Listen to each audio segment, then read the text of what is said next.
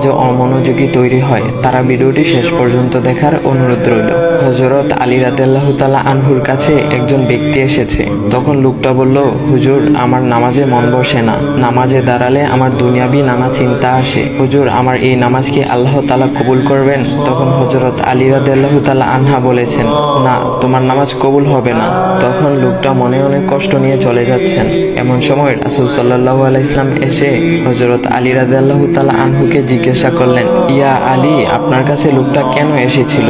এসে দেখি মন খারাপ করে চলে গেল। কেন, কি হয়েছে আমাকে বলুন। তখন আলী রাদিয়াল্লাহু তাআলা আনহু বলেন, তিনি আমার কাছে জানতে এসেছেন যে নামাজে দুনিয়াবি চিন্তা আসলে নামাজ হবে কিনা। আমি বলেছি, না, তোমার নামাজ কবুল হবে না। রাসূল সাল্লাল্লাহু আলাইহি ওয়াসাল্লাম তখন বলেন, ইয়া আলী, আপনাকে আমি একটা চাদর উপহার দিতে চাই, তবে একটা শর্ত আছে। আলী রাদিয়াল্লাহু তাআলা আনহু খুশি হয়ে বলেন, ইয়া রাসূলুল্লাহ, কি শর্ত তা বলুন, আমি আপনার সকল শর্ত মেনে নিব। বুঝতেই তো পারছেন রাসূল সাল্লাল্লাহু আলাইহি ওয়াসাল্লামের চাদর বলে কথা। তখন রাসূল সাল্লাল্লাহু আলাইহি ওয়াসাল্লাম বললেন, ইয়া আলী, আপনি যদি এই মুহূর্তে 2 রাকাত নামাজ একনিষ্ঠভাবে পড়তে পারেন দুনিয়াবি সকল চিন্তা দূর করে, তাহলে আমি আপনাকে সেই চাদরটি উপহার দেব। আলী রাদিয়াল্লাহু তাআলা আনহু বলেন, এটা তো সাধারণ ব্যাপার। আলী রাদিয়াল্লাহু তাআলা আনহু তখন নামাজে দাঁড়িয়ে গেলেন আর তিনি নামাজ পড়তে শুরু করলেন। এমন সময় তার মনের মধ্যে শুধু ভাবনা চিন্তা আসতে শুরু করলো, আচ্ছা, আমাকে যে রাসূল সাল্লাল্লাহু আলাইহি ওয়াসাল্লাম যে চাদরটা দিবেন সেটা কি ফাতিমার চাদর নাকি রাসূল সাল্লাল্লাহু আলাইহি ওয়াসাল্লামের? আচ্ছা, চাদরখানা দেখতে কেমন হবে? এই বিভিন্ন বিষয় নিয়ে ভাবতে লাগলেন। তিনি ভুলেই গেছেন যে দুনিয়াবি চিন্তা নামাজে আনতে রাসূল সাল্লাল্লাহু আলাইহি ওয়াসাল্লাম নিষেধ করেছেন। এর মধ্যে আলী রাদিয়াল্লাহু তাআলা আনহুর নামাজ পড়া শেষ। আলী রাদিয়াল্লাহু তাআলা নামাজ শেষ করে রাসূল সাল্লাল্লাহু আলাইহি ওয়াসাল্লামকে বলতেছেন, ইয়া রাসূলুল্লাহ, আমি আপনার শর্ত মেনেছি, এখন আমাকে চাদরখানা উপহার দেন।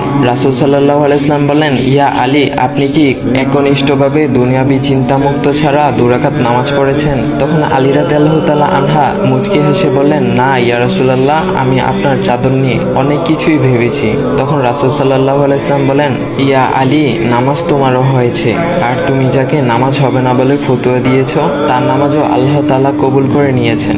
শোনো আলী, দুনিয়াবি চিন্তা দ্বারা নামাজ বাতিল হয় না, নামাজ মহান আল্লাহ তাআলা কবুল করে নেন। সকল ফরজ নিয়ম কানুন মেনে নামাজ পড়লে নামাজ হবে ইনশাল্লাহ। তবে আমাদের সকলের উচিত নামাজ আদায় করার সময় একমাত্র আল্লাহকে স্মরণ করে নামাজ আদায় করা। নামাজে দাঁড়ালে দুনিয়াবি চিন্তা মাথায় আসে, এটা শয়তানের একটা ফাঁদ।